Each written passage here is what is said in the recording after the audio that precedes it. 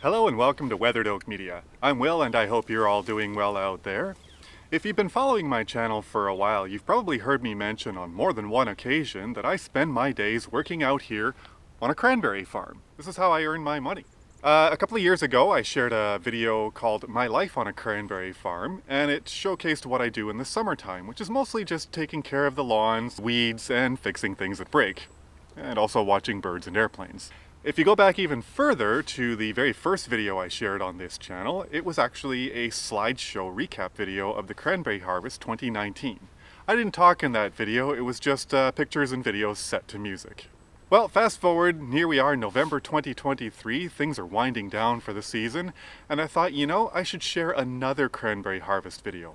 And this time I'll actually get a little bit more detailed for you guys and show you exactly how it all came together. You see, we pulled in over 300,000 pounds worth of berries between the two farms. It was a lot of work, but it was also very cool. Want to know how we did it? Stick around and I'll show you.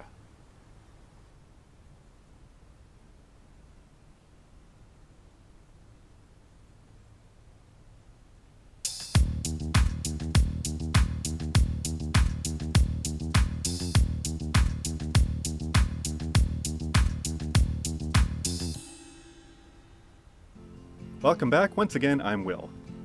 Preparation for this year's harvest started in early October. The first order of business was to flood the bogs.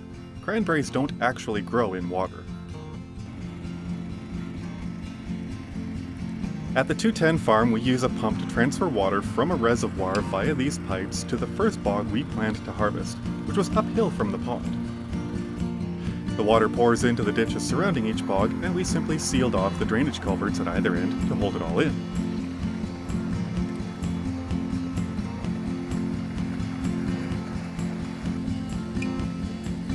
Within a few hours, the water is deep enough to cover the cranberry vines.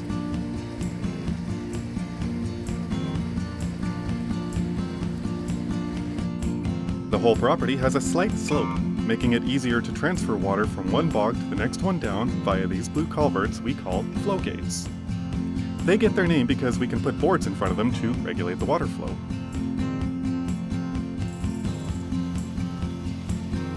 At the lower end of the farm is the main drainage culvert. All the water goes through this flow gate and exits underground below that concrete basin.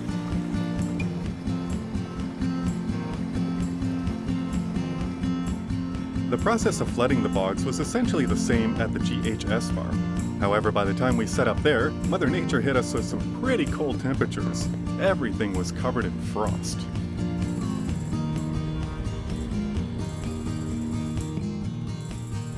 But don't worry though, the thin layer of ice over the plants actually helps keep them warm. You see, as water turns to ice, it releases heat, which warms the plants. It's physics.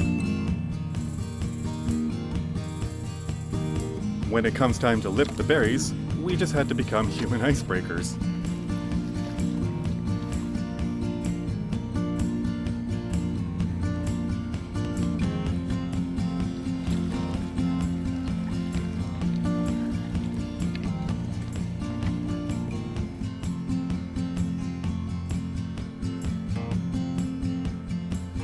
Once the bogs were flooded, the next task was to loosen the berries from their vines so that they'd float to the surface. Now this could be done by hand, but it's way more efficient to use this machine, the beater. As its name suggests, the machine gently beats the vines enough for the berries to detach and float up in its wake.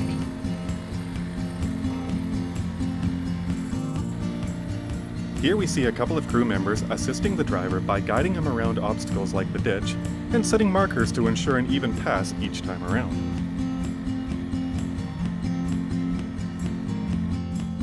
When all the berries are up on the surface, we gather them into manageable clusters called booms. We'll use leaf blowers to push the berries off the banks. We want to get as many as possible into those booms.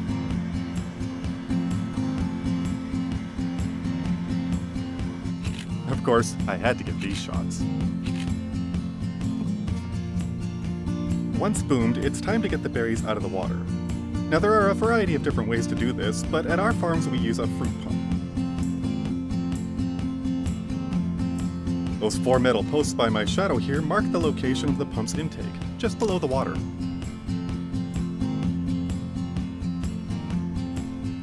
We use shovels to guide the berries, and we tighten the boom as we go.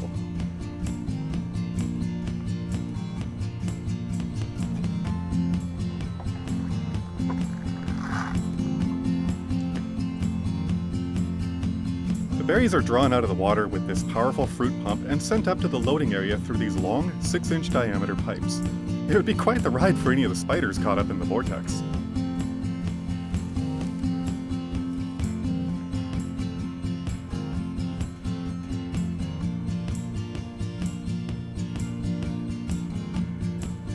This is the loading area called the landing.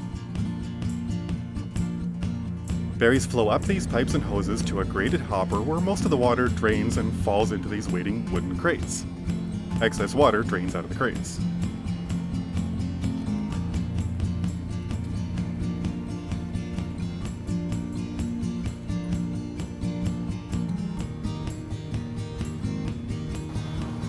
This is the view from the top.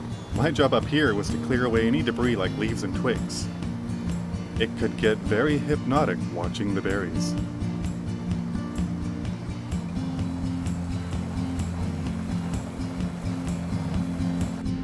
Each crate or tote is marked with the bog number the berries come from and can hold a little over 1,000 pounds.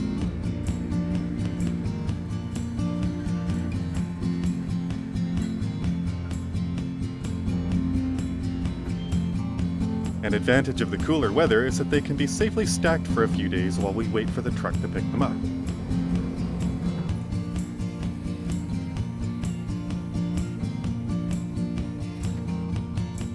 Now this was a very good day. 46 totes of berries lifted from 2 bogs.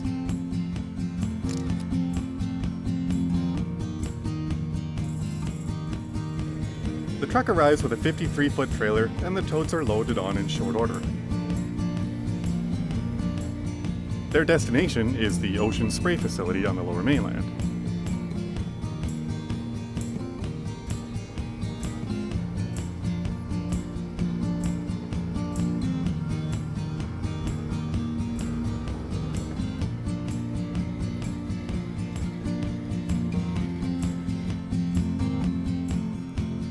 At the end of the harvest, the bogs are all cleared off and it's time for cleanup. We'll do it all over again next year.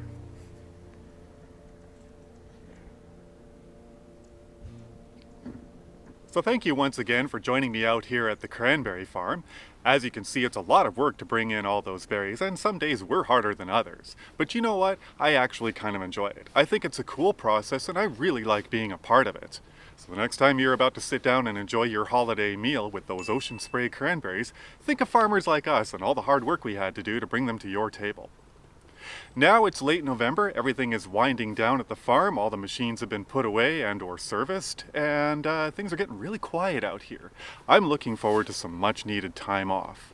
So until I post my next video, please take care of yourselves and each other, and I do hope to see you again sometime.